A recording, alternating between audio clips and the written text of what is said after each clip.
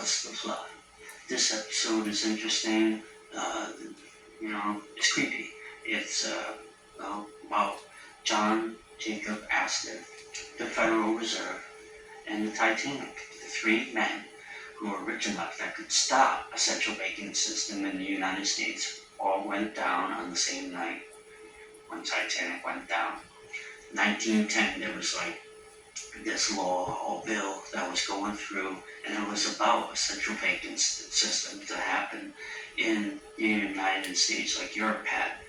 Before then, we had a private banking system, and there were a few families that were very wealthy that ran the country, very profitable, Rockefeller, on and on, etc. There's a number of them, Carnegie. So, well, anyway, 1914, I think 2 years after Titanic, they ended up passing it, and central banking system, and now we got what we got. There's all kinds of arguments on what it is, but let's get into the story and find the fluff. Thanks for joining. And we got 11:40 on the evening of April 14, 1912. The air temperature dropped to near freezing, and the North Atlantic lay flat and black, as still as glass. No waves, no moon. The largest boat ever built by men at the time was pulled into the deep, dark abyss. Once thought unsinkable, now forever a distant memory. Hell, we didn't even find it till mid-80s. In some luxury stateroom, the richest man in the world was getting ready for bed. John Jacob Astor IV, worth $87 million in 1912, which in today would be well over $2 billion. He owned half of Manhattan, hotels, railroads, real estate from New York to Florida to Europe. He fought in the Spanish-American War as a colonel, wrote a sci-fi novel. He was 47 years old, excellent health, traveling with his 18-year-old wife. Madeline was her name. She was 5 months pregnant with their child, and he was one of 3 extraordinary wealthy and connected individuals. The other 2 were Benjamin Guggenheim and Isidor Straus. They opposed the central banking system in the U.S., a system that would become the Federal Reserve. They all died on the same night on the Titanic before that system could be stopped. 2 years later, the Federal Reserve Act was law.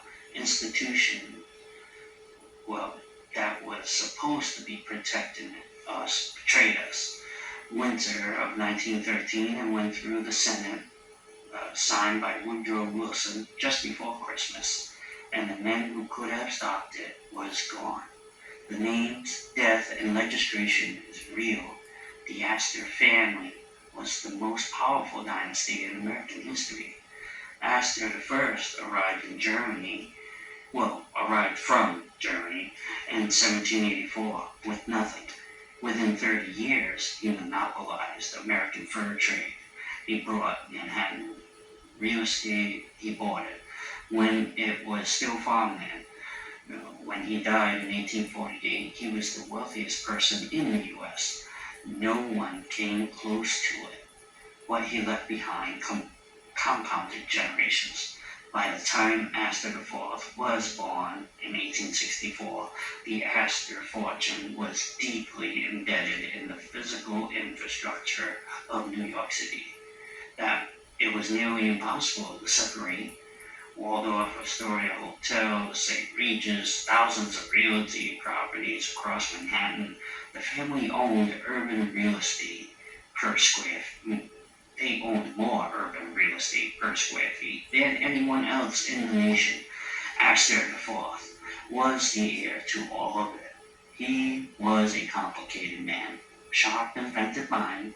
The sci-fi novel he published in 1894 had journeys to other worlds and life in the year 2000, flying machines, telecommunications, world energy. He was curious, but also socially careful, politically connected, deeply aware of the financial currents in America at the turn of the century. The late 19th and early 20th century was a violent era of financial instability.